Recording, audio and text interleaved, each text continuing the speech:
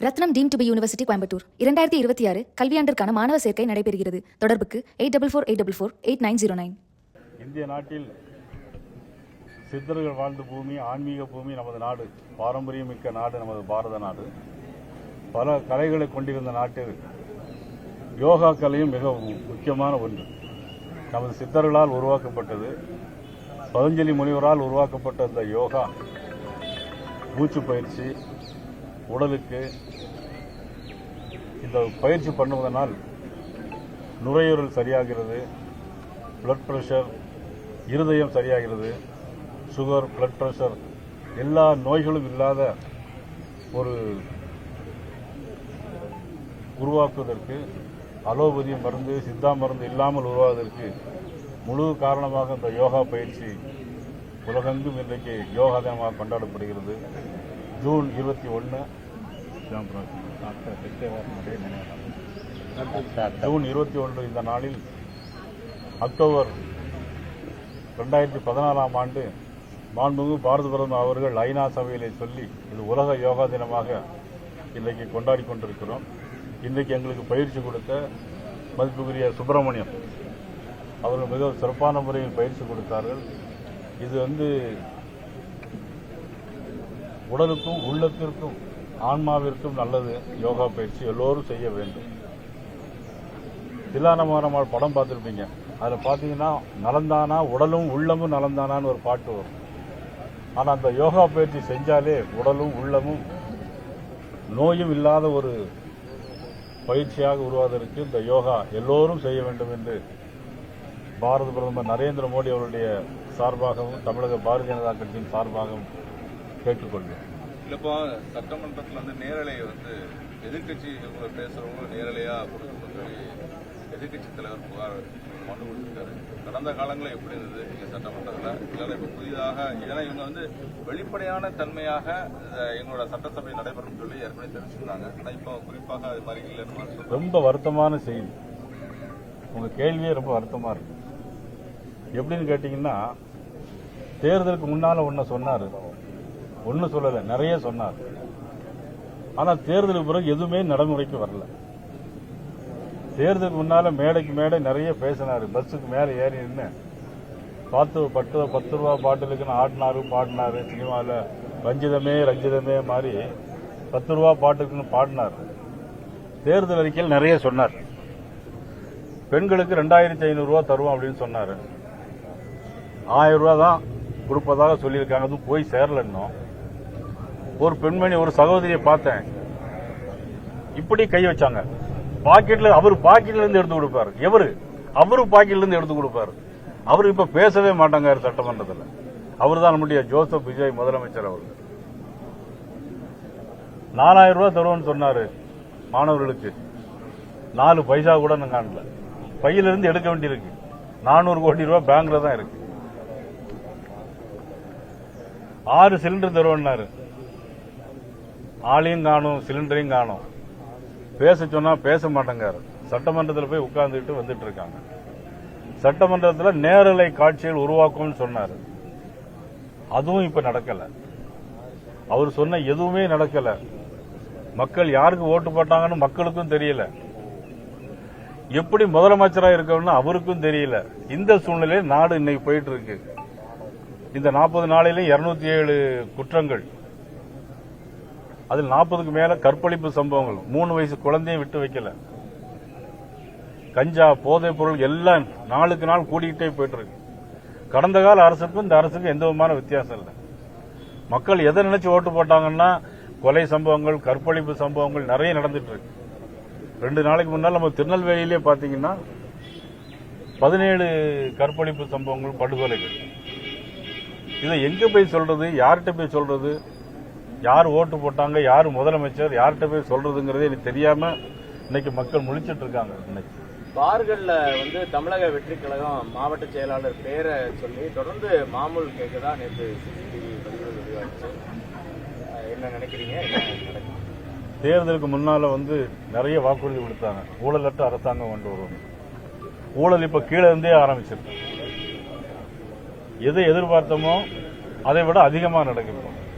திருநெல்வேலியே, பாளையங்கோட்டையிலேயே பார்ல போய் மாமூல் வசூல் பண்றாங்க. பிறகு மாவட்ட செயலாளர் வந்து இல்ல என்னுடைய ஜூனியர் இல்ல எங்கள்கிட்ட இல்லங்கிறது பேட்டி கொடுக்கறாங்க. உள்ளூருங்கிறதுனால நான் பேரெல்லாம் கூட நான் சொல்ல விரும்பல. ஆனா தொடர்ந்து தமிழ்நாடு முழுவதும் பார் வசூல் நடக்குது, எல்லா வசூலும் நடக்குது. தொடர்ந்து அமைச்சர்கள் வந்து எதை எப்படி செய்யலாம் எப்படி அடிக்கலாங்கிற திட்டத்தில் இருந்துட்டு இருக்காங்க. கல்வி அமைச்சர் வந்து ராஜ்மோகன் சொல்லும்போது தொடர்ந்து நாங்கள் நடவடிக்கை எடுத்துட்டு வரோம். இப்ப அதிகமாக மக்கள் மத்தியில் நேரடியாக புகார் வந்தாலும் கூட உடனடியாக நடவடிக்கை எடுக்க முடியாது. ஒரே நாளில் 10 லட்சத்துக்கும் மேற்பட்ட கிலோவில் வந்து கஞ்சாவை பறிமுதல் செய்யப்பட்டது அரசோட நடவடிக்கை தானே. அப்ப நடந்துட்டு இருக்கிறது முக்கியம், நடந்துட்டு இருக்கிறது உண்மையை ஒத்துக்கிறாரு. நடந்துகிட்டு இருக்க போய் தான் நடவடிக்கை எடுக்காரு, இல்லைன்னா நடவடிக்கை எடுக்க முடியாது. இல்ல பார்ல வந்து வசூல் பண்றது உண்மைங்கிறத அவர் ஒத்துக்கிறாரு ராஜ்மோகன். கஞ்சா நடந்துகிட்டு இருக்கு, ஆனா நடவடிக்கை எடுக்கங்கிறாங்க. இவ்வளவு நாள் என்ன செஞ்சிட்டு இருக்கீங்க? ஒரு அரசாங்கம் வந்து அதுக்கு நடவடிக்கை 6 மாசமா நமக்கு குறைந்தபட்சம் டைம் கொடுக்கணும். ஆனா எதுக்கு டைம் கொடுக்கணும்? நிர்வாகத்தில் தான் டைம் கொடுக்க முடியும். சட்டம் ஒழுங்கு பாதுகாக்கிறதுல டைம் கொடுக்க முடியாது. அந்த 1 மணி நேரத்திலிருந்து சட்டம் ஒழுங்கு கையில் வச்சிருக்கக்கூடிய முதலமைச்சர் அதன் மீது உடனடியாக நடவடிக்கை எடுத்திருக்க வேண்டிய என்பதுதான் எங்களுடைய குற்றச்சாட்டு. தமிழகம் முழுவதும் விவசாயிகள் இந்த நெல் கொள்முதல் பண்ணது பாத்தீங்கன்னா பல லட்சக்கணக்கான மூட்டைகள் வந்து தொடர்ந்து மழையினால வீணாகுது. ஓப்பனா இருக்கக்கூடிய நெல் கொள்முதல் நிலையங்கள்னால விவசாயிகள் எல்லாருமே இது தொடர்ந்து பலமுறை ரெப்ரசென்ட் பண்ணியும் அது இந்த அரசு சரி பண்ணல, பலமுறை ரெப்ரசென்ட் பண்ணிருக்கோம். என்ன நினைக்கிறீங்க சார்? அதுக்கு ஒரு நிரந்தரமான தீர்வு இருக்கு. அதாவது சம்பந்தப்பட்ட அமைச்சருக்கு அது தெரியுமா, இல்ல எல்லா துறையும் முக்கியமான துறை கையில் வச்சக்கூடிய முதலமைச்சருக்கு அது தெரியுமா? அது தெரியாது. இது வந்து யாரிடம் போய் சொல்றதுங்கிறது தெரியாது. அதிகாரிகள் சீஃப் செக்ரட்டரியில இருந்து யார்கிட்ட போய் சொன்னாலும் கூட சீஃப் செக்ரட்டரி முதலமைச்சர்கிட்ட சொல்லணும். முதலமைச்சர் கேட்கிறாரா? தெரியாது. அதை பத்தி பேட்டி கொடுக்காங்களா? அதுவும் தெரியாது. இந்த தமிழ்நாட்டில் என்ன நடக்கிறதுங்கிறதே இப்ப புரியாத ஒரு சூழ்நிலையில போயிட்டு ஒரே ஒரு விஷயம் மட்டும் நடக்குது. ஒவ்வொரு கட்சியிலிருந்து விலைக்கு வாங்கிட்டு இருக்காங்க. குதிரை பேரம் நடந்துகிட்டே இருக்கு. ஆட்சிக்கு வருவதற்கு முன்பு இருந்து முதலமைச்சராகிறதுக்கு ஒரு குதிரை பேரம், அதனை தொடர்ந்து இப்பொழுது குதிரை பேரம் நடந்துகிட்டே. பனையூர்ல பேசியிருக்காரு கட்சி அலுவலகத்துல பேசும்போது, அதிமுகவும் தவேக தொண்டர்களும் ஒரே நோக்கோட பயணிக்கிறாங்க. அதனால தவேக தொண்டர்கள் அதிமுக இணைந்து செயல்படணும், அதுதான் விஜயனுடைய விருப்பமாகவும் இருக்கிறது அப்படின்னு. எப்படி அதிமுக அழிக்கிற முயற்சின்னு பார்க்கணுமா, இல்ல கூட்டணிக்கு அழைக்கிறதா பார்க்கணுமா? கட்சியில் இருக்கவங்கள முதல்ல கூட்டுக்கிட்டு போற பின்னாடி கட்சியையும் அழைக்கிறதா பார்க்கணும். இதுக்கு பேர் கூட்டணியா? இது கூட்டு பிணி. இது கூட்டணி இல்ல, இது கூட்டு பிணி. இது சொல்றதுனா வேற மாதிரி கூட நீங்க கேட்டிருக்கலாம். ஆனா வந்து எப்படின்னா அப்படின்னா அண்ணன் இபிஎஸ் அழைச்சிருக்கிறாரா விஜய், திரு ஜோசப் விஜய், அது கூட்டணிக்கு சொல்லலாம். அது தேர்தலுக்கு முன்னால கூட்டணி, தேர்தலுக்கு பின்னால் அது கூட்டணியா இருக்க முடியுமா? இது வந்து அவங்க ஆளுங்கட்சிங்கிற தைரியத்துல நாம் எதையும் செய்ய முடியும் அப்படிங்கிற தைரியத்துல செஞ்சிட்டு இருக்கிறாங்க. எந்த கட்சியும் 99% வெற்றி பெற்றதில்லை. அதிமுக தவேக தொண்டர்கள் இணைந்து செயல்பட்டால் 99% வெற்றி பெற முடியும் அப்படின்னு. அப்படி இல்லை, போன தடவை திமுக தனித்து ஆட்சி வந்தது, அதுக்கு முன்னால் அண்ணா திமுக தனித்து ஆட்சி வந்தாங்க. புரட்சித் தலைவர் எம்ஜிஆர் இருக்கிற வரைக்கும் தனித்து தான் 100% வெற்றி பெற்று தான் ஆட்சி அமைச்சாங்க. அப்புறம் அம்மா வந்து 100% ஆட்சி அமைச்சாங்க. ஆனால் 2006 இருந்து 2011 வரைக்கும் திமுக ஒரு மைனாரிட்டி அரசாங்கம் இருந்தது. அதே மைனாரிட்டி அரசாங்கமா இது வந்து அது மெஜாரிட்டியா நிர்வகிக்கணுங்கிறதுக்காக இன்னைக்கு அவங்க வர்றாங்க. பதவி ஏற்பு நாள்ல முதல்வர் ஜோசப் விஜய் பவர் சென்டர்லாம் ஒண்ணும் கிடையாது, ஒரே ஒரு சென்டர் தான் அப்படின்னாரு. தமிழ்நாட்டுல இப்ப நடக்கக்கூடிய விஷயங்கள் நீங்க சொன்ன மாதிரி ஒரு தொடர்பு இல்லாத விஷயங்கள் யார்கிட்ட சொல்றது அப்படிங்கறது தெரியாம இருக்கக்கூடிய நிலையில எப்படி நினைக்கிறீங்க சார்? பல பவர் சென்டர் உருவாயிருக்குதா நினைக்கிறீங்க? எப்படி பாக்குறீங்க? இல்ல, மிகப்பெரிய பவர் சென்டர் ஆதவ அர்ஜுன். அவர் ஆதவ அர்ஜுன் சீஃப் செக்ரட்டரி சொல்றாரு. ஆதவ அர்ஜுனுடைய ஆட்கள் தான் எல்லா அமைச்சரோடையும் இருக்கிறாங்க. அவர் சொன்னாதான் கையெழுத்தே போடுறாங்க. அதுதானே பெரிய பவர் சென்டர். அது மட்டுமல்ல, ஐஏஎஸ் அதிகாரிகளுக்கு ஒரு செல்போன் ஒருத்தர் கொண்டு கொடுக்காரு. யார் பேசுறாங்கன்னு தெரியாது, செய்யுங்க அப்படிங்கிறாங்க. ஐஏஎஸ் அதிகாரி யாரு பேசுறது என்ன செய்யறதுன்னு தெரிய முடியல. இது பவர் சென்டர். நாளைக்கு திரு ஜோசப் விஜய்க்கு அடுத்தால திரு ஆதவ அர்ஜுனே பெரிய இடத்துக்கு வரலாம். நிர்வாகம் தெரியலையா? 100க்கு 100 நிர்வாகம் தெரியாத வாய் திறந்து பேச வேண்டியதான். நான் சரியா பண்ணிட்டு இருக்கேன். இப்ப இன்னைக்கு பார்ல வசூல் பண்றாங்க, கட்ட பஞ்சாயத்து வசூல். விவசாயிகளுக்கு இன்னைக்கு நெல் கொள்முதல் பண்ணல, கஞ்சா பிடிபட்டு இருக்காங்க, கற்பழிப்பு சம்பவம் நடந்துட்டு இருக்கு. திருநெல்வேலியே 17 சம்பவம் நடக்கு. அப்ப நிர்வாகம் எப்படி இருக்கு? இதான் நிர்வாகம் சரியில்லை. சார், நாடு முழுவதும் இன்னைக்கு நீட் எக்ஸாம் நடக்கக்கூடிய முறையில் வந்து நேற்று சுகாதாரத்துறை அமைச்சர் கிரண்ராஜ் பேட்டி கொடுத்திருக்காரு. நீட் எக்ஸாம் வந்து மாநில கொள்கைக்கு எதிராக இருக்குது அப்படின்ற மாதிரி சொல்லியிருக்காரு. நீட் எக்ஸாம் வேண்டான்றதான் தமிழ் அரசு நிலைப்பாடுன்ற மாதிரி பேட்டி கொடுத்திருக்காரு. மாநில கொள்கைன்னா இந்த கட்சி இதுவரைக்கும் ஆரம்பிச்சு எங்களுடைய கொள்கை எதுன்னு என்னைக்காவது அறிவிச்சிருக்காங்களா?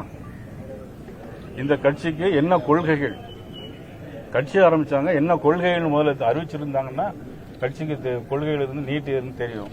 ஏதோ திமுக நீட்டுக்கு எதிராக இருக்குன்னு, தானும் நீட்டுக்கு எதிராக இருக்குன்னு சொன்னா, இன்னைக்கு சாதாரண இன்னைக்கு மானூர்ல சாதாரண தோட்டத்தில் வேலை பார்க்கக்கூடிய பிள்ளைகள்லாம் இன்னைக்கு ஹைகிரவுண்ட் மெடிக்கல் காலேஜ் படிக்கணும்னா நீட் எக்ஸாம். அப்ப நீட் எக்ஸாம் இத்தனை லட்சம் பேர் எழுதி இன்னைக்கு வர்றாங்க. நீட்டுக்கு பயந்து நிறைய குழந்தைகள் உயிரிழக்கிறாங்க. நீட் வேண்டாம்னு எடப்பாடியும் சொல்லி அது இவங்களே சூசைடு தூண்டுறாங்க. அதெல்லாம் இவங்க யாராவது ஒருத்தர் தூண்டுறாங்க, அவ்வளவுதான். தூண்டுறதுனால குழந்தைகள் இறந்துருவாங்களா? அதாவது என்னன்னைக்கு நான் என்ன கேட்கறேன் அப்படின்னா, இப்ப இத்தனை லட்சம் பேர் இன்னைக்கு நீட்ல பணம் கொடுக்காம இன்னைக்கு மெடிக்கல் காலேஜ் சேர்ந்திருக்காங்க. அது நல்லதா இல்ல நீட் எக்ஸாம் வேண்டாங்கிறது நல்லதா? ஒரு அழுத்தம் தானே உங்களுக்கு, மேலும் ஒரு அழுத்தம் தானே. எல்லாம் படிச்சு நல்ல டாக்டர், நல்ல திறமை உள்ளவங்க, படிச்சவங்க வர வேண்டியது தானே. வசதி உள்ளவங்க போறாங்க, 1 லட்சம் ரூபா 1.5 லட்சம் கொடுத்து. இது வசதி இல்ல. நான் சொல்றது மானூர்ல ஒரு தோட்டத்துல சாணி எழுற குடும்பம் படிச்சு இன்னைக்கு நீட் பணம் இல்லாம இன்னைக்கு மெடிக்கல் காலேஜ் சேர்ந்திருக்காங்க. அதுக்கு உங்களுடைய பதில் என்ன? இப்போ வந்து திருநெல்வேலியில பாத்தீங்கன்னா அல்லது தமிழ்நாடு முழுவதும் டாக்டர் பிள்ளைகள் டாக்டர் படிக்கிறாங்க. 50 லட்சம் வருஷத்துக்கு கட்டுறாங்க. 1 கோடி 50 லட்சம் கட்டுறாங்க. அது தேவையா? எல்லாரும் எல்லா மக்களும் வரணுங்கிறது தேவையா? இதுதான் வேணும். இணைந்து செயல்பட்டால் என்ன தவறு? அரசு இல்ல, அது ஒவ்வொருடைய கருத்து. அதை பத்தி நம்ம சொல்ல முடியாது. நான் அந்த கட்சியில இல்ல, அந்த 2 கட்சியிலும் இல்ல. சம்பந்தப்பட்ட கட்சியோட மாநில தலைவர் முன்னாடி சம்பந்தப்பட்ட கட்சி இல்ல அந்த கட்சியில முன்னாடி இருந்திருக்கீங்க. இப்ப அந்த உங்க முன்னாடி தேர்தலில் கூட்டணியோட இருக்கு. 2 கட்சியோடயுமே உங்க கட்சி கூட்டணியில் இருந்திருக்கு. இது அப்படிங்கறது ஒரு சாத்தியமான மக்கள் ஏத்துக்குருவாங்கன்னு நினைக்கிறீங்களா? இதை இந்த பாஜக அதை பத்தி நான் ஒன்னும் கருத்து சொல்ல முடியும். சார், வாயத்திறங்க சிஎம் சொல்லி சட்டசபையிலேயே எதிர்கட்சியினர் வந்து போராட்டம் நடத்துற அளவுக்கு போயிருக்காங்க. இது அணுகுமுறை எப்படி பாக்குறீங்க சார்? எதிர்கட்சியோட அமைச்சர் அதாவது தேவையான விஷயங்களுக்கு பதில் சொல்லித்தான் சேரணும். அதுல மறுக்காருன்னா அதுல ஏதோ உள்நோக்கம் இருக்குன்னு தான் அர்த்தம்.